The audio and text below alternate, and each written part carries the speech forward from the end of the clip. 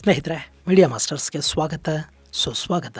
ಗೆಳೆಯರೆ, ಜನವಿರೋಧಿ ರೈತ ವಿರೋಧಿ ಪ್ರಾಜೆಕ್ಟ್ಗಳನ್ನು ಸರ್ಕಾರಗಳು ಕೈ ಬಿಡಬೇಕು. ಅನ್ನದಾತನ ಕೂಗಿಗೆ ಬೆಲೆ ಸಿಗಬೇಕು. ಇವತ್ತು ಫಲವತ್ತಾದ ಭೂಮಿಯನ್ನು ಕಿತ್ಕೊಂಡು ದಶಕಗಳ ನಂತರ ಆಹಾರದ ಸಮಸ್ಯೆಗೆ ನಮ್ಮನ್ನು ದೂಡೋ ಮುನ್ನ ಸರ್ಕಾರಗಳು ಯೋಚಿಸಬೇಕು. ಯುವಕರಿಗೆ ಉದ್ಯೋಗಗಳನ್ನು ಸೃಷ್ಟಿಸೋದಕ್ಕಾಗದ ಸರ್ಕಾರಗಳಿಗೆ ಭೂಮಿಯನ್ನೇ ನಂಬಿ ಬದುಕ್ತಾ ಇರೋ ಯುವಕರ ಅನ್ನ ಕಿತ್ಕೊಳ್ಳೋ ಹಕ್ಕಿಲ್ಲ ಅನ್ನೋದು ಅರ್ಥ ಆಗಬೇಕು. ಆಗಷ್ಟೇ ವ್ಯವಸ್ಥೆ ಅವ್ಯವಸ್ಥೆಯಾಗದೆ ಸರಿಯಾದ ದಾರಿಯಲ್ಲಿ ನಡೆಯುತ್ತೆ. ಇಲ್ಲದೆ ಹೋದ್ರೆ ಅನ್ನದಾತನ ಕೆಂಗಣ್ಣಿಗೆ ಸರ್ಕಾರಗಳು ಬಲಿಯಾಗಬೇಕಾಗುತ್ತೆ.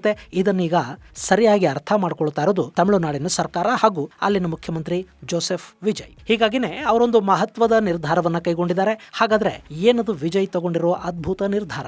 ಕರ್ನಾಟಕ ಸರ್ಕಾರಕ್ಕೆ ಯಾಕೆ ಆ ನಿರ್ಧಾರ ಮಾದರಿ ಆಗಬೇಕು ಅನ್ನೋ ಬಗ್ಗೆ ಒಂದಷ್ಟು ಮಾಹಿತಿಯನ್ನ ನಾವಿಲ್ಲಿ ನೋಡೋಣ.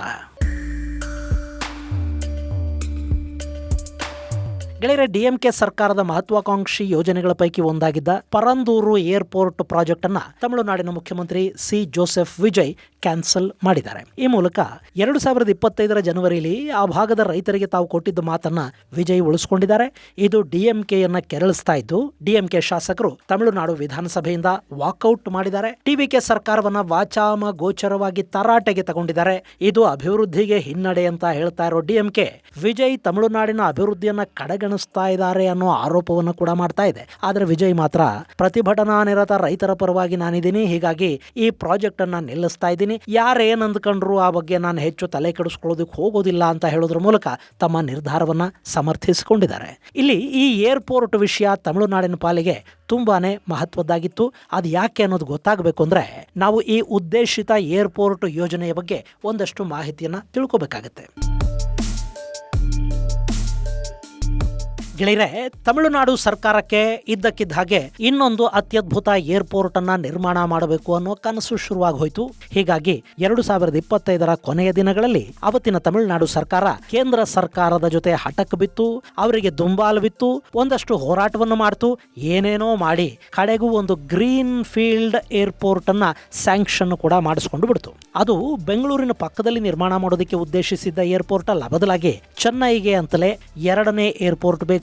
ಅದು ಚೆನ್ನೈನ ಬಹುಕಾಲದ ಬೇಡಿಕೆಯನ್ನ ಪೂರೈಸುವ ಹಾಗಿರಬೇಕು. ಪ್ರತಿ ವರ್ಷ 100 ಮಿಲಿಯನ್ ನಷ್ಟು ಪ್ರಯಾಣಿಕರಿಗೆ ಸೇವೆಯನ್ನ ಕೊಡೋ ತರದ ಏರ್ಪೋರ್ಟ್ ಅನ್ನ ನಿರ್ಮಾಣ ಮಾಡಬೇಕು ಅಂತ ತಮಿಳುನಾಡಿನ ಡಿಎಂಕೆ ಸರ್ಕಾರ ಅಂದ್ಕೊಳ್ತು. ಕಡೆಗೆ ಅವರ ಪ್ರಯತ್ನಕ್ಕೆ ಫಲಾನೂ ಸಿಕ್ತು.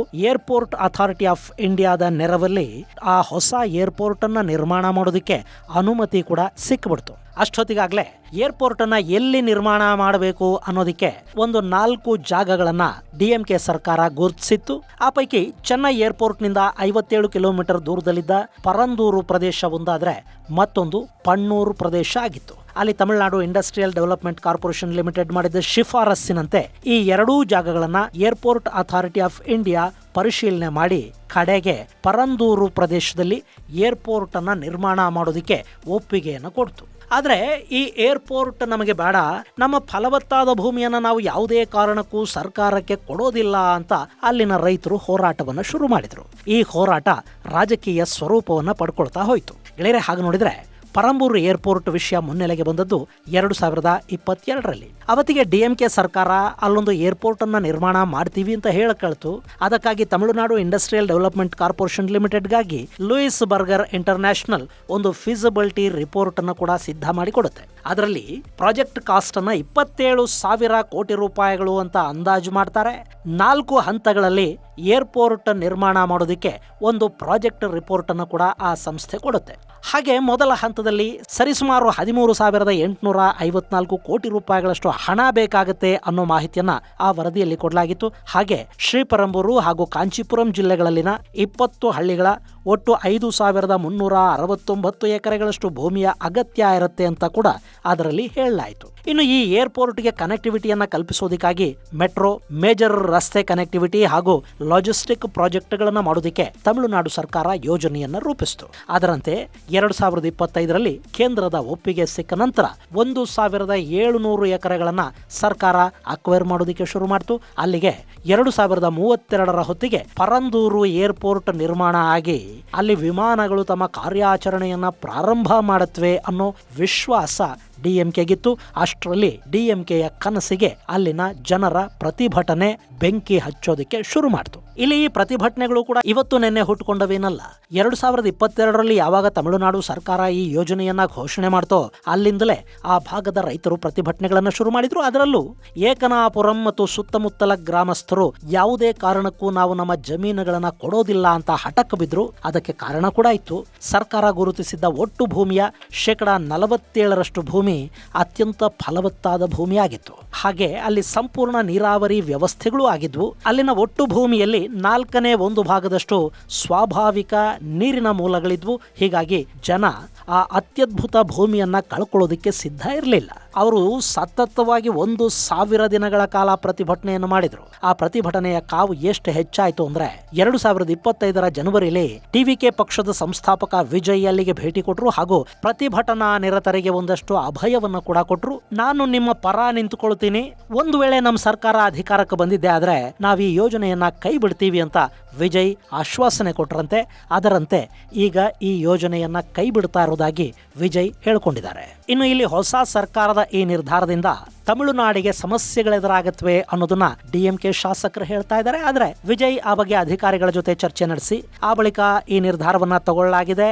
ಹಾಗೆ ಹೊಸ ಏರ್ಪೋರ್ಟ್ಗೆ ಬೇರೆ ಸ್ಥಳವನ್ನ ಗುರುತಿಸೋದಕ್ಕೆ ಮುಖ್ಯಮಂತ್ರಿಗಳು ಹೇಳಿದ್ದಾರೆ. ಫಲವತ್ತಾದ ಭೂಮಿ ತುಂಬಾ ಕಡಿಮೆ ಇರುವ, ಹೆಚ್ಚು ಮನೆಗಳು ನಾಶ ಆಗದೇ ಇರುವ, ಸ್ವಾಭಾವಿಕ ನೀರಿನ ಮೂಲಗಳಿಲ್ಲದ ಅಥವಾ ಕಡಿಮೆ ಪ್ರಮಾಣದಲ್ಲಿ ನೀರಿನ ಮೂಲಗಳಿರುವ ಜಾಗಗಳನ್ನ ಗುರುತಿಸೋದಕ್ಕೆ ಮುಖ್ಯಮಂತ್ರಿಗಳು ಆದೇಶವನ್ನ ಕೊಟ್ಟಿದ್ದಾರೆ ಅಂತ ಕೂಡ ಸರ್ಕಾರದ ಪ್ರಮುಖರು ಹೇಳ್ತಾ ಇದ್ದಾರೆ. ಇನ್ನು ಈ ವಿಷಯವಾಗಿ ವಿಧಾನಸಭೆಯಲ್ಲಿ ಮಾತಾಡ್ತಾ ಇದ್ದ ವಿಜಯ್, ನಾನು ಪ್ರತಿಭಟನಾಕಾರರ ಜೊತೆಯಲ್ಲಿ ನಿಲ್ತೀನಿ, ಅಭಿವೃದ್ಧಿ ಅನ್ನೋದು ಮುಖ್ಯ ಅಂತ ನಮಗೂ ಗೊತ್ತಿದೆ, ಕೈಗಾರಿಕೆಗಳ ಅಭಿವೃದ್ಧಿಗಾಗಿ ಏರ್ಪೋರ್ಟ್ನ ಅಗತ್ಯ ಇದೆ, ಹಾಗಂತ ಫಲವತ್ತಾದ ಕೃಷಿ ಭೂಮಿಯನ್ನ ಬಲಿ ಕೊಡೋದಿಕ್ ಆಗೋದಿಲ್ಲ, ಹೀಗಾಗಿ ಈ ಪ್ರಾಜೆಕ್ಟ್ ಅನ್ನ ನಾವು ನಿಲ್ಲಿಸ್ತಾ ಇದ್ದೀವಿ ಅಂತ ಹೇಳಿದರೆ. ಈ ಮೂಲಕ ಕಳೆದ 4 ವರ್ಷಗಳಿಂದ ತೀವ್ರ ಚರ್ಚೆಗೆ ಗುರಿಯಾಗಿದ್ದ ಏರ್ಪೋರ್ಟ್ ವಿವಾದ ಸುಖಾಂತ್ಯಗೊಳ್ತಾ ಇದೆ. ಅಲ್ಲಿನ ರೈತರು ತಮ್ಮ ಜಮೀನುಗಳು ಉಳ್ಕೋತಾ ಇರೋದ್ರಿಂದ ತುಂಬಾನೇ ಖುಷಿಯಾಗಿದ್ದಾರೆ. ಅವರು ವಿಜಯ್ಗೆ ಧನ್ಯವಾದಗಳನ್ನು ಕೂಡ ಸಲ್ಲಿಸಿದ್ದಾರೆ. ಗೆಳೆಯರೆ, ತಮಿಳುನಾಡು ಸರ್ಕಾರದ ಈ ನಿರ್ಧಾರ ರೈತರ ಅನ್ನ ಕಿತ್ಕೋತಾ ಇತ್ತು. ಫಲವತ್ತಾದ ಜಮೀನನ್ನ, ನೀರಾವರಿ ಸೌಲಭ್ಯಗಳಿದ್ದ, ಜಲಮೂಲಗಳಿದ್ದ ನೆಲವನ್ನ ಏರ್ಪೋರ್ಟ್ಗಾಗಿ ಬಳಸೋ ಮೂಲಕ ಅಲ್ಲಿನ ಕೃಷಿಕರ ಹೊಟ್ಟೆ ಮೇಲೆ ಹೊಡೆಯೋ ಕೆಲಸ ಅಲ್ಲಿ ನಡೆದು ಹೋಗ್ತಾ ಇತ್ತು. ಅದನ್ನ ಹೊಸ ಸರ್ಕಾರ ತಪ್ಪಿಸಿದೆ. ಆದ್ರೆ ವಿಜಯ್ ಸರ್ಕಾರದ ಈ ನಿರ್ಧಾರ ಡಿಎಂಕೆಯನ್ನ ಕೆರಳೋ ಹಾಗೆ ಕೂಡ ಮಾಡ್ತಾ ಇದೆ. ಇಲ್ಲಿ ಈ ಏರ್ಪೋರ್ಟ್ಗಳು, ಇಂಡಸ್ಟ್ರಿಯಲ್ ಏರಿಯಾಗಳು, ಟೌನ್ಶಿಪ್ಗಳು ಇವುಗಳ ನಿರ್ಮಾಣದ ಹಿಂದಿನ ಲಾಭದಾಯಕ ಲೆಕ್ಕಾಚಾರಗಳನ್ನು ಕೂಡ ನಾವು ಸ್ವಲ್ಪ ಅರ್ಥ ಮಾಡ್ಕೋಬೇಕಾಗತ್ತೆ. ಯಾವುದೋ ಒಂದು ಸರ್ಕಾರ ಬಂದಾಗ ನಿರ್ದಿಷ್ಟ ಪ್ರದೇಶವನ್ನು ಗುರುತಿಸಿ ಅಲ್ಲಿ ಏರ್ಪೋರ್ಟ್ ಬರುತ್ತೆ, ರೈಲ್ವೆ ಜಂಕ್ಷನ್ ಬರುತ್ತೆ, ಇಂಡಸ್ಟ್ರಿಯಲ್ ಏರಿಯಾ ಬರುತ್ತೆ, ಸ್ಮಾರ್ಟ್ ಸಿಟಿ ಬರುತ್ತೆ, ಗ್ಲೋಬಲ್ ಸಿಟಿ ಬರುತ್ತೆ, ಇಂಥವೆಲ್ಲ ಘೋಷಣೆಗಳಾಗತ್ವಲ್ಲ. ಈ ಥರದ ಅಭಿವೃದ್ಧಿ ಕಾಮಗಾರಿಗಳು ಘೋಷಣೆಯಾಗೋ ಮೊದಲೇ ಸರ್ಕಾರಕ್ಕೆ ಹತ್ತಿರ ಇರುವ ರಾಜಕಾರಣಿಗಳ ಚೇಲಾಗಳು ಮತ್ತು ರಾಜಕಾರಣಿಗಳ ಬೇನಾಮಿಗಳು ನಿರ್ದಿಷ್ಟ ಭೂಪ್ರದೇಶದಲ್ಲಿ ರೈತರಿಂದ ಜಮೀನುಗಳನ್ನ ಕಡಿಮೆ ಬೆಲೆಗೆ ಖರೀದಿ ಮಾಡೋದಕ್ಕೆ ಶುರು ಮಾಡ್ತಾರೆ. ದೊಡ್ಡ ಪ್ರಮಾಣದಲ್ಲಿ ಜಮೀನಿನ ಖರೀದಿ ಆದ ನಂತರ ಸರ್ಕಾರ ನಿರ್ದಿಷ್ಟ ಪ್ರದೇಶದಲ್ಲಿ ಯೋಜನೆಗಳನ್ನ ಘೋಷಣೆ ಮಾಡೋದಕ್ಕೆ ಶುರು ಮಾಡುತ್ತೆ. ಇಂಥದ್ದೊಂದು ಯೋಜನೆ ಬರ್ತಾ ಇದೆ ಅಂತ ಗೊತ್ತಾದ ಕೂಡಲೇ ಯಾರು ಕಡಿಮೆ ಬೆಲೆಗೆ ಜಮೀನುಗಳನ್ನ ಖರೀದಿ ಮಾಡಿರ್ತಾರೋ ಆ ಜನ ತಮ್ಮ ಜಮೀನುಗಳನ್ನ ಹೆಚ್ಚಿನ ಬೆಲೆಗೆ ಮಾರಾಟ ಮಾಡೋದಕ್ಕೆ ಶುರು ಮಾಡ್ತಾರೆ. ಹಾಗೆ ಮತ್ತೆ ಕೆಲವರು ಸರ್ಕಾರ ಕೊಡುವ ಮಾರುಕಟ್ಟೆ ಬೆಲೆಗಿಂತಲೂ 3 ಪಟ್ಟು ಹೆಚ್ಚಿನ ಬೆಲೆಗೆ ಅದೇ ಜಮೀನನ್ನ ಸರ್ಕಾರಕ್ಕೆ ಮಾರಾಟ ಮಾಡೋದಕ್ಕೂ ಮುಂದಾಗ್ತಾರೆ. ಈ ಮೂಲಕ ರಾಜಕಾರಣಿಗಳು ಸರ್ಕಾರದ ಜೊತೆ ನಿಕಟವಾಗಿ ಗುರುತಿಸಿಕೊಂಡ ಜನ ಕೋಟ್ಯಂತರ ರೂಪಾಯಿ ಆದಾಯವನ್ನ, ಲಾಭವನ್ನ ಮಾಡ್ಕೊಳ್ತಾ ಹೋಗ್ತಾರೆ. ಅಕಸ್ಮಾತ್ ಇದೆಲ್ಲ ಆಗಿ ಜಮೀನು ಮಾರಾಟ, ಲಾಭ ಗಳಿಸುವ ಪ್ರಕ್ರಿಯೆ ಇದೆಲ್ಲ ಆಗೋ ಮೊದಲೇ ಅಲ್ಲಿ ಸರ್ಕಾರ ಬದಲಾಗಿ ಹೊಸದಾಗಿ ಬಂದ ಸರ್ಕಾರ ಹಿಂದಿನ ಸರ್ಕಾರ ಘೋಷಣೆ ಮಾಡಿದ್ದ ಯೋಜನೆಯನ್ನ ರದ್ದುಪಡಿಸಿಬಿಟ್ರೆ ಯಾರು ಬಂಡವಾಳ ಹಾಕಿರ್ತಾರೆ ಅವರು ತೀವ್ರ ನಷ್ಟವನ್ನ ಅನುಭವಿಸಬೇಕಾಗಿ ಬರುತ್ತೆ. ಹೀಗಾಗಿ ಹೊಸ ಸರ್ಕಾರದ ನಿರ್ಧಾರಗಳ ಬಗ್ಗೆ ಇಂಥ ಸಂದರ್ಭದಲ್ಲಿ ಹಳೆ ಸರ್ಕಾರಗಳು ಬಾಯಿ ಬಡ್ಕೊಳ್ಳೋದಕ್ಕೆ ಶುರು ಮಾಡುತ್ತವೆ. ಬಹುಶಃ ಈ ಏರ್ಪೋರ್ಟ್ ಯೋಜನೆಯಲ್ಲಿ ಇಂಥದ್ದೇನಾದರೂ ಆಗಿದೆಯಾ ಗೊತ್ತಿಲ್ಲ. ಆದ್ರೆ ರೈತರಿಗೆ ಕೃಷಿ ಜಮೀನು ಉಳಿತಾ ಇದೆ ಅನ್ನೋದನ್ನ ಡಿಎಂಕೆ ಸರ್ಕಾರ ಖುಷಿಯಿಂದ ಸ್ವಾಗತಿಸ್ತಾ ಇಲ್ಲ. ಬದಲಿಗೆ ಅವರು ಹೊಸ ಸರ್ಕಾರ ತಗೊಂಡ ನಿರ್ಧಾರದ ವಿರುದ್ಧ ಬೆಂಕಿ ಕಾರ್ತಾ ಇದ್ದಾರೆ.